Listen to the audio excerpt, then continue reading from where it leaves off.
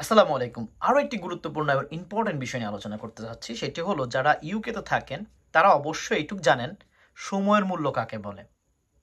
এবং sick pay, sick হইলে কাজ করেন যারা নর্মাল কাজ, মানে সরকারি কাজ না, নর্মাল কাজ, কাজে যদি লেট হয়, কাজে যদি সময় মতো না আসতে পারেন, সিক করছেন, ফোন করে জানান নাই, কোনো কারণে আপনি এগুলো জানাইতে পারেন নাই বা ইনফর্ম করেন নাই, ইমেল করেন নাই, তখন আপনার জবের কি হবে সেটা মনে হয় ইউকের মানুষ মোটামুটি জানে, ইউএস এর মানুষ জানে, ইভেন কানাডার মানুষ জানে, সবাই কিন্তু বাঙালি, তারা কিন্তু জানে, আওয়ামী লীগই কিন্তু তারাও কিন্তু জানে, সচিবালয় কিন্তু তারাই কিন্তু জানে। এবং যারা এখন সচিবালয় কাজ করে তারা যখন ইউকেতে আসে বা অন্য অন্য পদে কান্ট্রিতে আসে, তখন তারা সোজা সাপটা হয়ে যায়। কিন্তু কেন জানেন? ল ল হলো চাকরি যদি আপনি 3 দিন সিক করেন এবং উইদাউট এনি নোটিশে 3 দিন সিক করছেন, আপনার জব রিজাইন হয়ে যাবে, অটোমেটিকলি রিজাইন হয়ে যাবে। আপনাকে বলতে হবে না কেন আপনি কেন আসেন নাই। এটা স্কুল কলেজ না যে আপনাকে রিজাইন দেওয়ার আগে ইনফর্ম করতে হবে। এটা জব ক্ষেত্র, সেখানে আপনার জন্য একটা কর্মীকে নিতে হচ্ছে। তো আজকে কেন এই কথাটা বলতেছি তার একটু বিশ্লেষণ করে দেখি। একটা মহিলা বলছে, আমরা কোনো কারণে যদি আসতে না পারি, তুমি সরকারি চাকরি করবা, আসতে পারবা না, বস জামাইয়ের সাথে ইস্টিস পিটিস করবা, ভালো করবা, কোনো সমস্যা নাই, গার্ল বয়ফ্রেন্ডের সাথে অন্য অন্য জায়গায় যাবা, হোটেলে টোটেলে যাবা, তোমার সমস্যা নাই, তুমি আসতে পারবা না আর সরকারের কাজের ব্যাঘাত করবে, আমরা জনগণ দুর্ভোগ করব, সেটা তুমি মেনে নিতে পারবা, সরকারি কর্মকর্তা হইলেই তোমার এটা করতে হবে? No way. একটা। দেন সেকেন্ড একটা কইব যে আমাদেরকে মানে দাসত্ব করাতে চায়। দাসত্ব মানে কি? সরকারি চাকরি করতে তোকে বলছে কে? তোকে কোন বাপে বলছে যে সরকারি চাকরি করতে হয়? তোকে বলছে তোর আম্মা, খালা, চাচা এগুলা বলছে তোর সরকারি চাকরি করতে হয়, নাকি সরকার ডাইকে আনছে তোকে? সরকারি চাকরি করতে আসলে তোর দাসত্ব করবি না কি করবি? তুই চপ না করে তুই বিজনেস কর। তোকে বিজনেস করতে বলছে কে? বলে নাই কে? তুই বিজনেস কর, যা বিজনেস কর। আসেন। এবং সেকেন্ড যে জিনিসটা, থার্ড যে জিনিসটা, যারা আসছে কালো আইন। কালো আইন কেন আসছে? হ্যাঁ, কালো আইনটা করছে হলো যে তাদেরকে হলো যে 5 দিন কাজে না আসলে তাদেরকে চাকরিচ্যুত করে দিবে। অবশ্যই চাকরিচ্যুত করে দিবে আপনাকে, অবশ্যই আপনি 5 দিন আজকে বাংলাদেশের অনেক অনেক লোক আছে যারা চাকরি পেয়ে বিদেশে যায় ভ্রমণ করছে, 2-3 বছর রয়েছে, অন্য একজনকে দিয়ে পক্সি দেওয়া হচ্ছে, স্কুলে পক্সি দেওয়া হচ্ছে, বারবার পক্সি দিয়ে পক্সি টিচার বানাচ্ছে, সেগুলোকেও আপনাকে আইনতে আনতে হবে। আপনি বিদেশে ঘুমাবেন আর বাংলাদেশে পক্সি দেওয়াবেন? No way, no way. আপনার টাকা আসবে, আপনি এটা করবেন, এগুলো বন্ধ করে দিতে হবে। একজন মানুষের ছুটি কতদিন থাকে?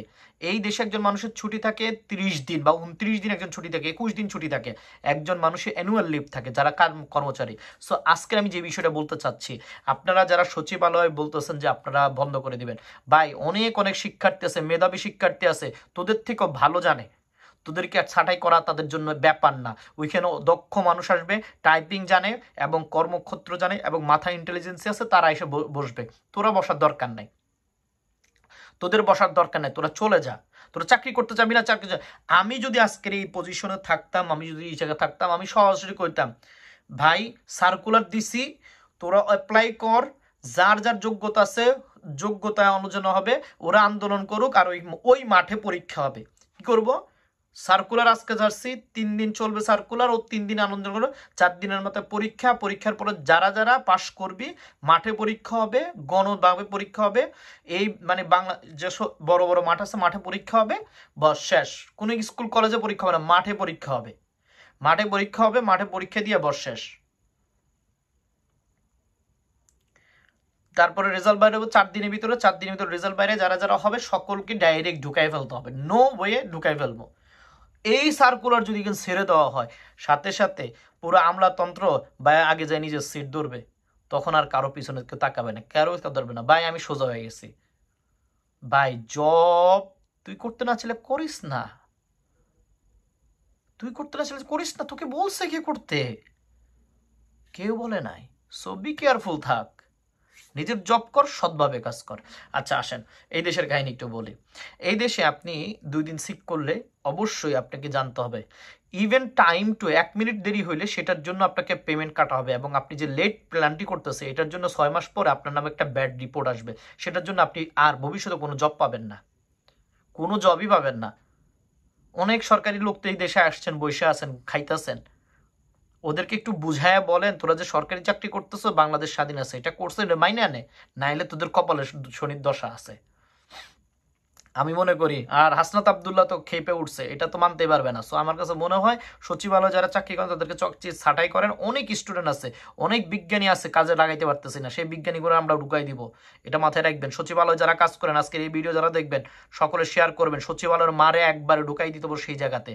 যদি ফাইজলামি করস, তোরা বাংলাদেশকে নতুন নতুন করে ফেলতেছস, বাংলাদেশ ধ্বংস করবি, ঢাকাই দিব, একবারে ঢুকাই দিব 12 জায়গা বরাবর। আসসালামু আলাইকুম।